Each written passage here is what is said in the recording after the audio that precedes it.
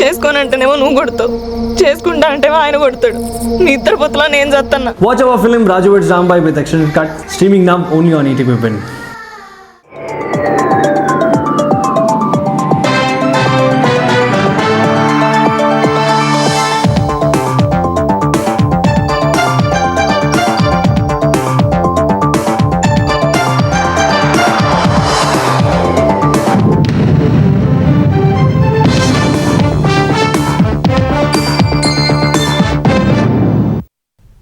నమస్కారం, ETV news కి స్వాగతం. ముందుగా ముఖ్యాంశాలు.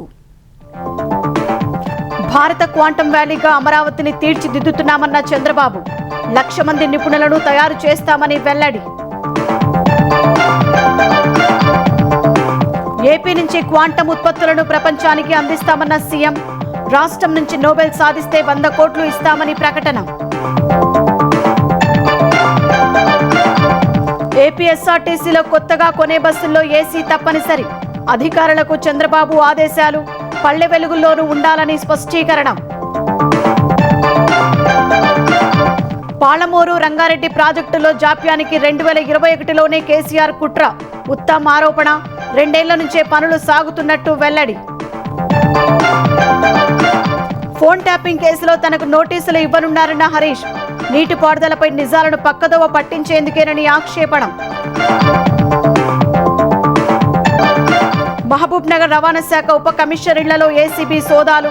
బహిరంగ మార్కెట్లో 200 కోట్ల విలువైన సంపద ఉన్నట్టు గుర్తింపు. బంగ్లాదేశ్లో హిందువులపై దాడులను ఖండిస్తూ వీహెచ్పీ ఆందోళన. ఢిల్లీలో తీవ్ర ఉద్రిక్తతకు దారితీసిన నిరసన. పలువురు అరెస్టు. మరో ప్రతిష్టాత్మక ప్రయోగానికి సిద్ధమైన ఇస్రో. రేపు అమెరికాకు చెందిన ఉపగ్రహాన్ని కక్షలో ప్రవేశపెట్టనున్న LVM-3 M6 వాహక నౌక.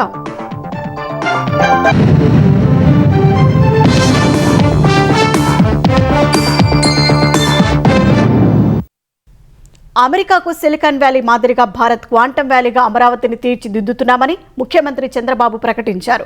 క్వాంటం కంప్యూటర్లు, పరికరాలను ఆంధ్రప్రదేశ్ నుంచే ఉత్పత్తి చేసి ప్రపంచానికి అందిస్తామన్నారు. 1,00,000 మంది క్వాంటం నిపుణుల్ని తయారు చేయడమే లక్ష్యంగా రోడ్ మ్యాప్ సిద్ధం చేశామని వివరించారు. క్వాంటం సైన్స్లో నోబెల్ సాధిస్తే 100 కోట్ల రూపాయల బహుమతి అందిస్తామని చంద్రబాబు ప్రకటించారు. Quantum talk by CM CBN అనే కార్యక్రమం ద్వారా వేలాది మంది విద్యార్థులు, మేధావులు, నిపుణులు, అధికారులతో ముఖ్యమంత్రి చంద్రబాబు వర్చువల్ సమావేశం నిర్వహించారు. ఆంధ్రప్రదేశ్ ప్రభుత్వ లక్ష్యాలు, సాధన దిశగా చేపడుతున్న చర్యలను ఈ కార్యక్రమంలో ప్రజెంటేషన్ ద్వారా చంద్రబాబు వివరించారు. ఏపీని క్వాంటంతో పాటు గ్రీన్ హైడ్రోజన్ వ్యాలీగా మారుస్తున్నామని స్పష్టం చేశారు. వచ్చే 20 ఏళ్లలో రాష్ట్రాన్ని ఎలా అభివృద్ధి చేయాలో ఇప్పుడే కార్యరూపం ఇస్తున్నామని చెప్పారు. అమరావతి నాలెడ్జ్ ఎకానమీ క్వాంటం వ్యాలీగా ఉంటుందన్నారు. తిరుపతి స్పేస్ సిటీగా నిర్మితమవుతుందన్నారు. అనంతపురం, కడప లాంటి ప్రాంతాలు ఎలక్ట్రానిక్స్, ఏరోస్పేస్ కేంద్రాలుగా ఉంటాయని వివరించారు. అమెరికాకు సిలికాన్ వ్యాలీ లాగే భారత్ క్వాంటం వ్యాలీగా అమరావతిని తీర్చిదిద్దుతున్నామని స్పష్టం చేశారు. క్వాంటం కంప్యూటింగ్ పరికరాలను కూడా వచ్చే 2 ఏళ్లలో అమరావతి నుంచే ఉత్పత్తి చేయాలన్న చంద్రబాబు శిక్షణ ఇచ్చి 1,00,000 మంది క్వాంటం నిపుణుల్ని తయారు చేసుకోవడమే లక్ష్యమన్నారు. క్వాంటం టెక్నాలజీ ద్వారా ఎవరైనా నోబెల్ ప్రైజ్ అందిపుచ్చుకుంటే వారికి 100 కోట్ల నజరానా ఇస్తామని ముఖ్యమంత్రి చంద్రబాబు ప్రకటించారు. ఏ సాంకేతికత అయినా, విప్లవమైన ఆంధ్రప్రదేశ్ సారథ్యం వహిస్తుందని స్పష్టం చేశారు. Quantum Science, Andhra Pradesh Nobel Prize. Long back I announced 100 crore award. If anybody will get Nobel Prize, we are going to give 100 crores prize. That is award. Now I am asking, quantum, so many people got Nobel Prizes now. Why can't young brains and also intellectuals, IT professionals, you also try? Based on Andhra Pradesh, you do all these things. We are prepared to give 100 crore prize money that you can use it. That is where my wish. Quantum algorithms నేర్చుకోవడం ద్వారా విద్యార్థులు భవిష్యత్తు నిపుణులుగా తయారవుతారని చంద్రబాబు అభిప్రాయపడ్డారు. తన vision ను అందిపుచ్చుకోవాలని పిలుపునిచ్చారు. New technologies తీసుకొచ్చే బాధ్యత మాది. అడాప్ట్ చేసుకొని మీ క్యారియర్ బిల్డప్ చేసుకునే బాధ్యత మీది. నేను పిల్లలందరూ చెప్తున్న స్టూడెంట్స్ అందరికీ, you are all thinking tomorrow, I'm thinking next 20 years. 30 ఏళ్లకు మునుపు ఆలోచించిన విధానం చూస్తే తెలుగు వాళ్ళు ఎక్కడికి పోయినా హైయెస్ట్ పర్ క్యాపిటల్ ఇన్కమ్కి వచ్చారు. ఈరోజు నేను చెప్పే విషయం మీరు అర్థం చేసుకోగలిగితే మీరు ఎక్కడికి పోవాల్సిన పని లేదు. ఇక్కడ మీ ఇంట్లో కూర్చొని మీరు పనిచేసే పరిస్థితి వస్తుంది. స్టూడెంట్స్కి ఒకటే విజ్ఞప్తి చేస్తున్నా, ఈ 5 ఏళ్ళు లేకుంటే 7 ఇయర్స్ మీరు కష్టపడితే మీ క్యారియర్ మీరు ఏది కోరుకుంటే జరుగుతుంది. ఈ ఆపర్చునిటీ మిస్ అయితే మళ్ళీ రాదు. నేను లాంగ్ బ్యాక్ విజన్ ఇచ్చాను ఐటీకి. ఈరోజు నెక్స్ట్ డీప్ టెక్ క్వాంటమ్ కంప్యూటింగ్కి ఒక విజన్ ఇచ్చాం. దయచేసి అందరూ అడాప్ట్ చేసుకోవాల్సిందిగా మరొక్కసారి కోరుకుంటూ వండర్ఫుల్ ఎక్స్పీరియన్స్. ఈ కార్యక్రమంలో వైసర్ క్యూబిక్ సంస్థల ప్రతినిధులు, టెక్ విద్యార్థులు వర్చువల్ గా, ఐఐటి చెన్నై, తిరుపతి డైరెక్టర్లు నేరుగా పాల్గొన్నారు. క్వాంటమ్ టెక్నాలజీతో భవిష్యత్తులో రాబోయే మార్పులను IIT Chennai director professor Kamakoti వివరించారు. నేషనల్ క్వాంటమ్ మిషన్ తరపున ఏపీలోని ఇంజనీరింగ్ కళాశాలకు టీచింగ్ ల్యాబ్ల ఏర్పాటులో తోడ్పాటు అందిస్తామని కేంద్ర సైన్స్ అండ్ టెక్నాలజీ శాఖ కార్యదర్శి అభయ్ కరాండికర్ తెలిపారు. దేశంలోని తొలిసారిగా ఆంధ్రప్రదేశ్లోని 6 ప్రాంతాల్లో వేస్ట్ టు ఎనర్జీ కేంద్రాలు ఏర్పాటు చేయనున్నట్లు మున్సిపల్ శాఖ మంత్రి నారాయణ వెల్లడించారు.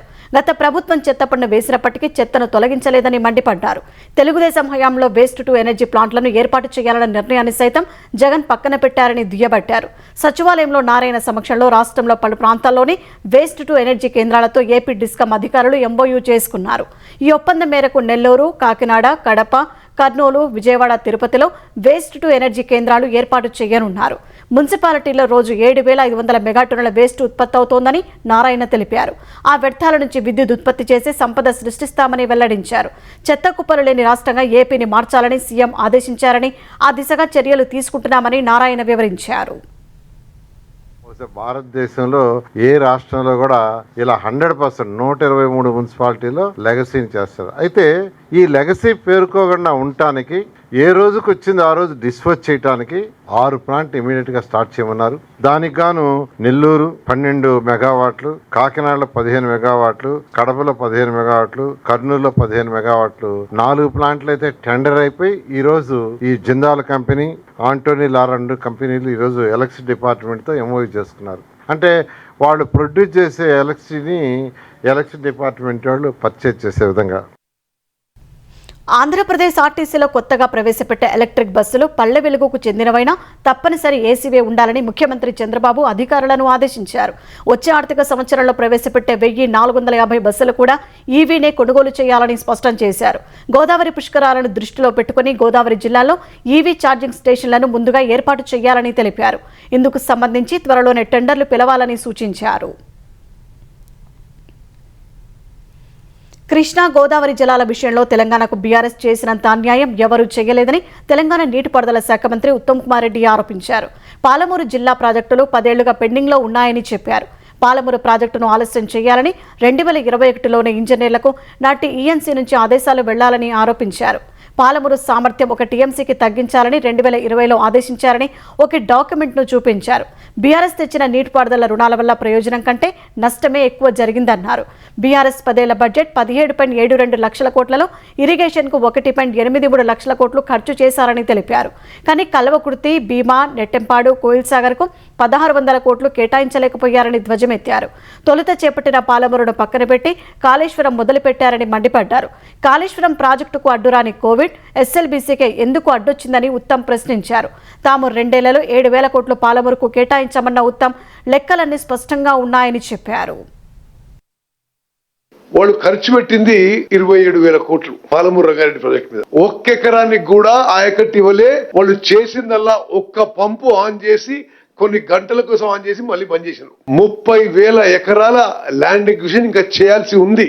6,000 కోట్లు ల్యాండ్ ఎక్విజిషన్ కి అవసరం. ఒక ఆయకట్టు కాలువ తట్టెడు మట్టి వాళ్ళు ఎత్తలేదు. ఒక డిస్ట్రిబ్యూటరీ ఛానల్ పని మొదలు పెట్టలేదు.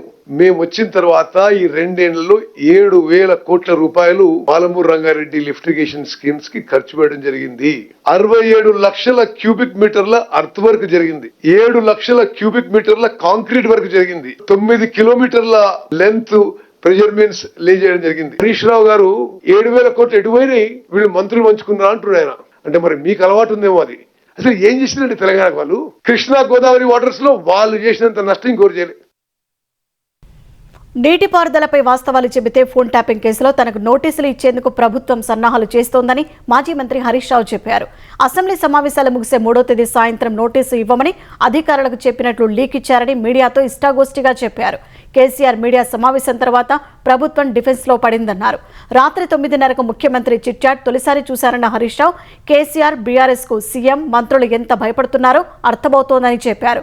కొందరు పోలీసులు పోస్టింగ్ల కోసం అక్రమ కేసులు పెట్టాలని ప్రయత్నిస్తున్నారన్న ఆయన ఏపీలో ఏమైందో గుర్తుంచుకోవాలన్నారు. రేవంత్ రెడ్డి మెప్పు కోసం అతి చేస్తే మూల్యం చెల్లించుకుంటారని అన్నారు. అతిగా వ్యవహరించే అధికారుల పేర్లు బుక్లో రాస్తున్నామన్నారు. అలాంటి అధికారులు రిటైర్ అయినా విదేశాల్లో ఉన్న కేంద్ర సర్వీసులకు వెళ్లినా పట్టుకొస్తామని హెచ్చరించారు. నోటీసులు ఇవ్వడమేనా డీజీపీ పని అని ప్రశ్నించారు. కేసులు అరెస్టులు తాటాకు చప్పుళ్లన్న ఆయన అరెస్టు చేస్తే ఇంకా రెట్టించిన ఉత్సాహంతో పనిచేస్తామన్నారు.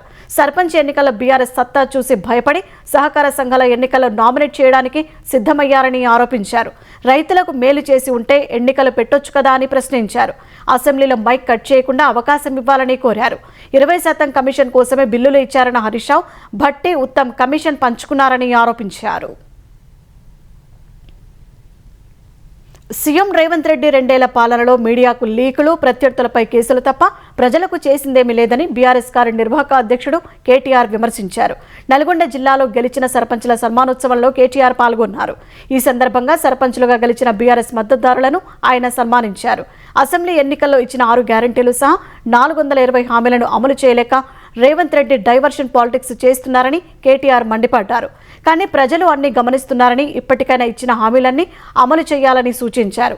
లేకపోతే పంచాయతీ ఎన్నికల్లో బుద్ధి చెప్పినట్లే వచ్చే మున్సిపల్, జెడ్పీటీసీ, ఎంపీటీసీ ఎన్నికల్లోనూ కాంగ్రెస్కు కర్రు కాల్చి వాత పెడతారని కేటీఆర్ హెచ్చరించారు.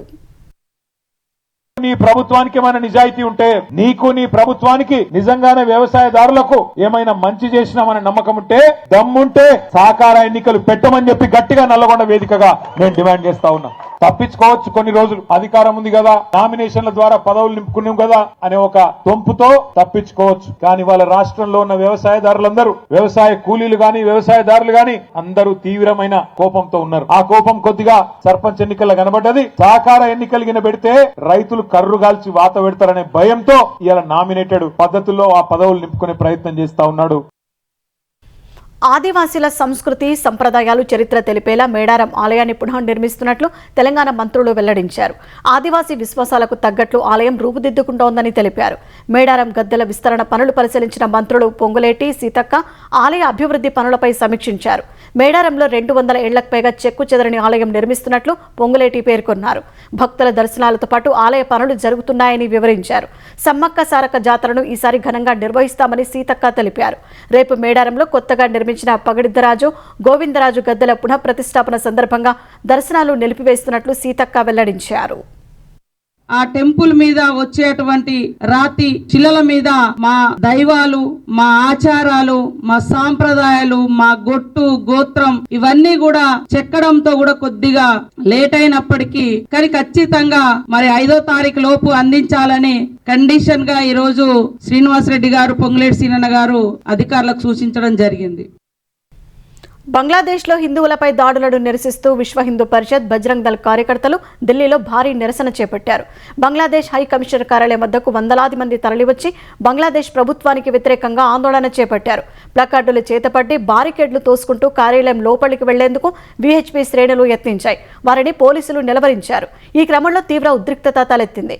బంగ్లాదేశ్లో షేక్ హసీనా ప్రభుత్వం పడిపోయిన తర్వాత హిందువులపై దాడులు పెరిగాయని వీహెచ్పీ, బజరంగ్ దళ్ కార్యకర్తలు మండిపడ్డారు. ఈ నెల 18న హిందూ యువకుడు దీపు చంద్రదాస్ను దుండగులు దారుణంగా హత్య చేశారని గుర్తు చేశారు. బంగ్లాదేశ్లో మైనారిటీలపై రక్షణ కల్పించడంలో అక్కడి తాత్కాలిక ప్రభుత్వం విఫలమైందని వీహెచ్పీ కార్యకర్తలు విమర్శించారు. బంగ్లాదేశ్లో మైనారిటీలకు రక్షణ కల్పించేందుకు మోదీ సర్కారు చర్యలు చేపట్టాలని ఆందోళనకారులు డిమాండ్ చేశారు. ఈ నిరసనతో హైకమిషన్ కార్యాలయం వద్ద పరిస్థితి చేయి దాటకుండా పోలీసులు పెద్ద ఎత్తున పారామిలిటరీ బలగాలను మోహరించారు. వీహెచ్పీ కార్యకర్తలు కార్యాలయం లోపలికి వెళ్లకుండా నిలువరించారు. అనంతరం వీహెచ్పీ నాయకులను అరెస్టు చేసి అక్కడి నుంచి తరలించారు. హైకమిషన్ కార్యాలయం వద్ద భద్రతను భారీగా పెంచారు. మహబూబ్ నగర్ జిల్లా రవాణా శాఖ ఉప కమిషనర్ కిషన్ ఆదాయానికి మించి ఆస్తులు కూడబెట్టారని అవినీతి నిరోధక శాఖ ఏసీబీ సోదాలు చేపట్టింది.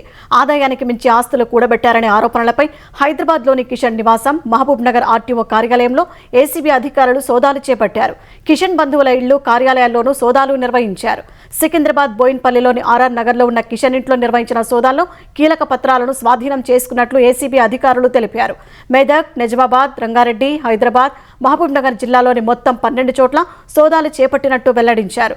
ఈ సోదాల్లో కిషన్ ఆస్తుల విలువ బహిరంగ మార్కెట్లో దాదాపు 200 కోట్ల రూపాయల వరకు ఉంటుందని ఏసీబీ అధికారులు అంచనా వేశారు. ఈ ఆస్తుల్లో పెట్రోల్ బంకులు, షాపింగ్ కాంప్లెక్స్లు, హోటళ్లు, స్థిర చరాస్తులు ఉన్నట్టు తెలిపారు. బ్యాంకు లాకర్లలో కిలో బంగారం గుర్తించారు. ఆదాయానికి మించి ఆస్తులు కూడబెట్టిన కేసులో కిషన్ ను అరెస్టు చేసినట్టు ఏసీబీ డీఎస్పీ శ్రీధర్ చెప్పారు. ఆస్తులు 30 ఎకరాల ల్యాండ్ నారాయణ ఖేడ్లో ఉంది. నెక్స్ట్ ఒక 10 ఎకరాల వరకు నిజామాబాద్ లో ఉంది. అందులో ఒక కమర్షియల్ బిల్డింగ్ ఒకటి ఉంది, అపార్ట్మెంట్స్ ఒకటి ఉంది, ఇంకోటి ఒక ఇంటర్నేషనల్ హోటల్ ఉంది లహరి అని చెప్పేసి. అవి కాకుండా 1 కిలో బంగారం వరకు, తర్వాత 1,30,00,000 పైన అతని బ్యాంకులో అమౌంట్ కూడా ఉంది. అవన్నీ కూడా ఫ్రీజ్ చేశారు ఈరోజు. తెలంగాణ ప్రభుత్వం దాచిపెట్టిన అన్ని జీవోలను 4 వారాలపు పబ్లిక్ డొమైన్లో ఉంచాలని హైకోర్టు ఇచ్చిన తీర్పు కాంగ్రెస్ సర్కారుకు చెంపపెట్టు అని మాజీ మంత్రి హరీష్ రావు అన్నారు. ప్రజాప్రభుత్వం అని చెప్పుకోవడం కాదు, చీకటి మాటన జీవోలతో ఏం చేస్తున్నారో బహిర్గతం చేయాలని డిమాండ్ చేశారు. 2023 డిసెంబర్ 7 నుంచి 2025 జనవరి 26 వరకు జారీ చేసిన 19,064 జీవోల్లో కేవలం 3,290 జీవోలు మాత్రమే పబ్లిక్ డొమైన్లో ఉంచడంలో ఆంతర్యం ఏంటని ప్రశ్నించారు. ఒక్క ఏడాదిలోనే 15,774 జీవోలు దాచిపెట్టి ప్రభుత్వం ఏం చేస్తోందని హరీష్ రావు నిలదీశారు. హైదరాబాద్ విజయవాడ జాతీయ రహదారిలో జరుగుతున్న ప్రమాదాలపై హయాత్నగర్లో స్థానికులు ఆందోళనకు దిగారు. హయాత్నగర్ కార్పొరేటర్ నవజీవన్ రెడ్డి, మన్సూరాబాద్ కార్పొరేటర్ నరసింహారెడ్డి సహా జాతీయ రహదారికి ఇరువైపులా ఉన్న కాలనీవాసులు ఆందోళనలో పాల్గొన్నారు. రహదారిపై తరచూ రోడ్డు ప్రమాదాలు జరుగుతున్నాయని, పలువురు ప్రాణాలు కోల్పోతున్నారని ఆగ్రహం వ్యక్తం చేశారు. ఇటీవలే రోడ్డు దాటుతున్న ఎంబీబీఎస్ విద్యార్థిని కారు ఢీకొని ప్రాణాలు కోల్పోయినట్టు గుర్తు చేశారు. ఇలాంటి ప్రమాదాలు జరగకుండా హైదరాబాద్ విజయవాడ హైవేపై ఫుట్ ఓవర్ బ్రిడ్జిలు నిర్మించాలని డిమాండ్ చేశారు. స్థానికుల ఆందోళన పట్ల స్పందించిన తెలంగాణ రోడ్లు భవనాల శాఖ మంత్రి కోమటిరెడ్డి వెంకటరెడ్డి హయాత్ నగర్ లెక్చరర్స్ కాలనీ వద్ద 3 నెలల ఫుట్ ఓవర్ బ్రిడ్జి నిర్మాణం చేపట్టాలని అధికారులను ఆదేశించారు. మంత్రి ఆదేశాలతో ఆర్ఎండ్బి డిఈ శ్రీకాంత్ బృందం ఫుట్ ఓవర్ బ్రిడ్జి నిర్మాణానికి అవసరమైన కొలతలు తీసుకుంది. వైద్య కళాశాలల పీపీపీ విధానంపై వైసీపీ తీరును మంత్రులు తీవ్రంగా ఆక్షేపించారు. పీపీపీ విధానంలో ఎవరైనా టెండర్లు వేస్తే వారిని జైలుకు పంపిస్తామని గుత్తేదారులను వైసీపీ నేతలు బెదిరించడం ప్రజాస్వామ్యంలో ఎక్కడైనా ఉందా అని ఏపీ సమాచార శాఖ మంత్రి కొలుసు పార్థసారథి ప్రశ్నించారు. వైసీపీ నేతల తీరు ఎంత దుర్మార్గంగా ఉందో ప్రజలంతా ఆలోచించాలని విజయవాడలో కోరారు. వైద్య కళాశాలలో పీపీపీ విధానంపై వైసీపీ నాయకులు అవగాహన లేమితో మాట్లాడుతున్నారని ఆంధ్రప్రదేశ్ వైద్యారోగ్య శాఖ మంత్రి సత్యకుమార్ యాదవ్ విమర్శించారు. పీపీపీ విధానంపై కోటి సంతకాలు ఆత్మలు ప్రేతాత్మలు చేశాయని ఆయన ఎద్దేవా చేశారు. విజయవాడ సిద్ధార్థ వైద్య కళాశాలలో బాలికల నూతన వసతి గృహ భవనాన్ని మంత్రి సత్యకుమార్ ప్రారంభించారు. ఈ సందర్భంగా రాజశేఖర రెడ్డి తెచ్చిన ఆరోగ్యశ్రీని చంద్రబాబు రద్దు చేయలేదని ఆయన గుర్తు చేశారు. మంచిని మంచిగా చూడాలని వైసీపీకి హితవు పలికారు. పీపీపీ విధానంపై కోటి సంతకాలు నిజమైతే తాము నిర్ణయాన్ని పునః సమీక్షిస్తామని సవాల్ విసిరారు. ఎవరు పెట్టకపోతే మరి కోటి సంతకాలు ఎలా వచ్చాయి?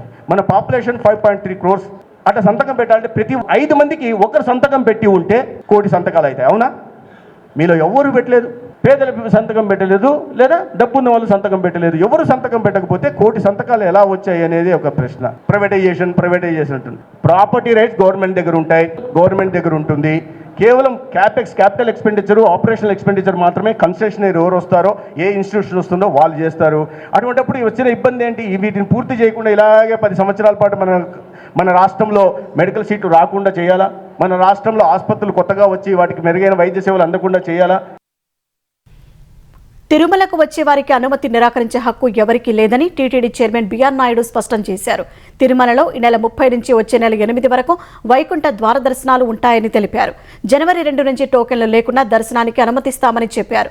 టోకెన్లు లేకుంటే తిరుమలకు రానివ్వరంటూ సామాజిక మాధ్యమాల దుష్ప్రచారం చేస్తున్నారని మండిపడ్డారు.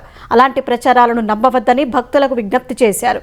తొలి 3 రోజులు డిప్ విధానం ద్వారా టోకెన్లు పొందిన భక్తులకు మాత్రమే క్యూలైన్లోకి అనుమతిస్తామన్నారు. మిగతా 7 రోజులు సర్వదర్శనానికి నేరుగా భక్తులు రావచ్చన్నారు. వైకుంఠ ద్వార దర్శన ఏర్పాట్లకు 2 నెలలుగా పనిచేస్తున్నామని వివరించారు. గత అనుభవాల దృష్ట్యా ప్రభుత్వం సబ్ కమిటీ ఏర్పాటు చేసిందని బిఆర్ నాయుడు వెల్లడించారు. టీడీపీ మాజీ ఎంపీ కనకమిడల రవీంద్రకుమార్ సుప్రీంకోర్టు అదనపు సొలిసిటర్ జనరల్గా నియమితులయ్యారు. కనకమిడల రవీంద్రకుమార్ సార్, దవీందర్ పాల్ సింగ్, అనిల్ కౌశిక్లను అదనపు సొలిసిటర్ జనరల్స్గా నియమిస్తూ ఇటీవల కేంద్ర కేబినెట్ నియామకాల కమిటీ నిర్ణయం తీసుకుంది. అందుకు అనుగుణంగా కేంద్ర న్యాయశాఖ ఉత్తర్వులు జారీ చేసింది. టీడీపీ లీగల్ సెల్ తరపున సుదీర్ఘకాలం సేవలందించిన కనకమిడల రవీంద్రకుమార్ గతంలో రాజ్యసభ సభ్యుడిగా పనిచేశారు. అనంతపురం జిల్లా బొమ్మనహల్ మండలం నేమకలలో దారుణం జరిగింది. భార్యతో విభేదాల కారణంగా కన్న తండ్రి తన 2 కుమార్తెలను కాలువలో తోసి చంపేసిన ఘటన ఆలస్యంగా వెలుగులోకి వచ్చింది. 5, 6 తరగతి చదువుతున్న 2 కుమార్తెలను ఆదివారం సెలవు రోజున తండ్రి బయటకు తీసుకెళ్లాడు. తొలుత పెద్ద కుమార్తెను కాలువలోకి తోసేసిన తండ్రి అది చూసి పారిపోతున్న చిన్న కుమార్తెను వెంటబడి మరీ కాలువలోకి తోసేశాడు. పిల్లలు కనిపించకపోవడంతో గ్రామస్తులు తండ్రిని నిలదీయడంతో విషయం వెలుగులోకి వచ్చింది. స్థానికులు ఇచ్చిన సమాచారంతో పోలీసులు నిందితుడు కల్లప్పను అదుపులోకి తీసుకున్నారు. అదే సమయంలో నిందితుడు పురుగుల మందు తాగి ఆత్మహత్యయత్నం చేయగా ఆసుపత్రికి తరలించారు. పెద్ద కుమార్తె మృతదేహం కర్ణాటక సిరిగుప్ప వద్ద కాలువలో లభించగా చిన్న కుమార్తె మృతదేహం కోసం గాలిస్తున్నారు. అక్రమ వలసదారులను అమెరికా నుంచి పంపేందుకు అనేక ప్రయత్నాలు చేస్తున్న ట్రంప్ యంత్రాంగం వారికి గతంలో ప్రకటించిన ఆఫర్ను భారీగా పెంచింది. అమెరికా వీడేందుకు అంగీకరించిన వారికి ఇస్తామన్న స్టైఫండ్ను $3,000 పెంచినట్లు పేర్కొంది. స్వదేశానికి వెళ్లేందుకు ఉచిత విమాన ప్రయాణ సదుపాయానికి ఇది అదనమని తెలిపింది. ఈ హాలిడే ఆఫర్ ఈ ఏడాది చివరి వరకు మాత్రమేనని సోషల్ మీడియాలో ప్రకటన చేసింది. అక్రమ వలసదారులపై కొరడా జలిపిస్తున్న ట్రంప్ యంత్రాంగం వందలాది మందిని అరెస్టు చేస్తోంది. అనంతరం వారిని నిర్బంధ కేంద్రాలకు తరలిస్తోంది. ఈ క్రమంలో స్వచ్ఛందంగా అమెరికా వీడాలనుకునే వారికి ప్రోత్సాహకంగా $1,000 ఇస్తామని డిపార్ట్మెంట్ ఆఫ్ హోమ్లాండ్ సెక్యూరిటీ ఈ ఏడాది మే నెలలో ప్రకటించింది. ఇందుకోసం customs and border protection home యాప్లో నమోదు చేసుకోవాలని సూచించింది. ఈ ఆఫర్ను సద్వినియోగం చేసుకునే వారికి అరెస్టు, బహిష్కరణ మాత్రమే మార్గమని అధికారులు హెచ్చరించారు. భారత అంతరిక్ష పరిశోధన సంస్థ ఇస్రోకు చెందిన BlueBird block 2 mission countdown కొనసాగుతోంది. అమెరికాకు చెందిన కమ్యూనికేషన్ ఉపగ్రహం బ్లూబర్డ్ 6ను మోసుకెళ్లే LV-M3-M6 వాహక నౌక రేపు ఉదయం 8:54 నింగిలోకి దూసుకెళ్లనున్నట్లు ఇస్రో ఇప్పటికే ప్రకటించింది. శ్రీహరికోట స్పేస్ పోర్ట్లోని 2వ లాంచ్ ప్యాడ్ నుంచి LV-M3-M6 వాహక నౌకను ప్రయోగించనున్నట్లు వెల్లడించింది. అమెరికాకు చెందిన AST స్పేస్ మొబైల్ సంస్థతో కలిసి ఇస్రో వాణిజ్య విభాగం న్యూ స్పేస్ ఇండియా లిమిటెడ్ ఈ ప్రయోగం చేపట్టింది. ఈ ఉపగ్రహం బరువు 6,100 కిలోలు ఉన్నట్లు ఇస్రో వెల్లడించింది. బ్లూబర్డ్ బ్లాక్ 2 మిషన్ శాటిలైట్ ద్వారా నేరుగా మొబైల్ కనెక్టివిటీ కోసం ఉద్దేశించిన ప్రాజెక్టు. ప్రపంచంలో ఎక్కడున్నా ఏ సమయంలోనైనా 4G, 5G voice, video calls, మెసేజ్లు, వీడియో ప్రసారాలు చేసేందుకు ఈ ప్రయోగం చేపడుతున్నారు. వాణిజ్య, ప్రభుత్వ అప్లికేషన్లకు సపోర్ట్ చేసేలా దీన్ని డిజైన్ చేశారు. దేశంలో బంగారం ధరలు కొత్త రికార్డులు బద్దలు కొడుతూనే ఉన్నాయి. దేశ రాజధాని ఢిల్లీలో 10 గ్రాముల పసిరి ధర 1,40,000 దాటింది. ఇవాళ $2,650 మేర పెరిగి 1,40,850 రూపాయలకు చేరింది. ఇటు హైదరాబాద్లోని 24 క్యారెట్ల 10 గ్రాముల బంగారం ధర 1,41,440 రూపాయలకు ఎగబాకింది. 22 క్యారెట్ల ధర 1,27,000కు చేరింది. బంగారం బాటలోనే వెండి ధరలు కూడా భగ్గుమంటున్నాయి. ఢిల్లీలో కిలో వెండి ధర ఇవాళ $2,750 మేర పెరిగి 2,17,250 రూపాయలకు చేరింది. హైదరాబాద్లో కిలో వెండి ధర 2,18,400 రూపాయలకు ఎగబాకింది. అమెరికా ఫెడరల్ రిజర్వ్ మరోసారి వడ్డీ రేట్లను తగ్గిస్తుందనే సంకేతాలతో పాటు అంతర్జాతీయంగా ఉద్రిక్త పరిస్థితులు కొనసాగుతుండడం వల్ల మదుపరులు బంగారం, వెండిపై పెట్టుబడి సురక్షితమని భావిస్తున్నారు. అంతర్జాతీయ మార్కెట్ల నుంచి మిశ్రమ సంకేతాల మధ్య ఐటీ, ఫార్మా రంగ సంస్థల్లో మదుపరులు లాభాల స్వీకరణకు మొగ్గు చూపగా దేశీయ స్టాక్ మార్కెట్లు స్వల్ప నష్టాలతో ముగిశాయి. గత సెషన్లో 638 పాయింట్లు పెరిగిన సెన్సెక్స్ ఇవాళ 43 పాయింట్లు తగ్గింది. ఉదయం 85,690 పాయింట్ల వద్ద బీఎస్సీ సూచీ ప్రారంభమైంది. మొదట్లో మదుపరులు లాభాల స్వీకరణకు దిగడం వల్ల 85,343 పాయింట్ల కనిష్ట స్థాయికి పడిపోయింది. ఈ దశలో మరోసారి కొనుగోలు జరపగా 85,705 పాయింట్ల గరిష్ట స్థాయికి చేరింది. అయితే చివరి గంటలో మరోసారి అమ్మకాల ఒత్తిడి ఎదుర్కొన్న సెన్సెక్స్ 85,525 పాయింట్ల వద్ద స్థిరపడింది. జాతీయ స్టాక్ ఎక్స్చేంజ్ సూచీ నిఫ్టీ 5 పాయింట్లు తగ్గి 26,177 వద్ద ముగిసింది.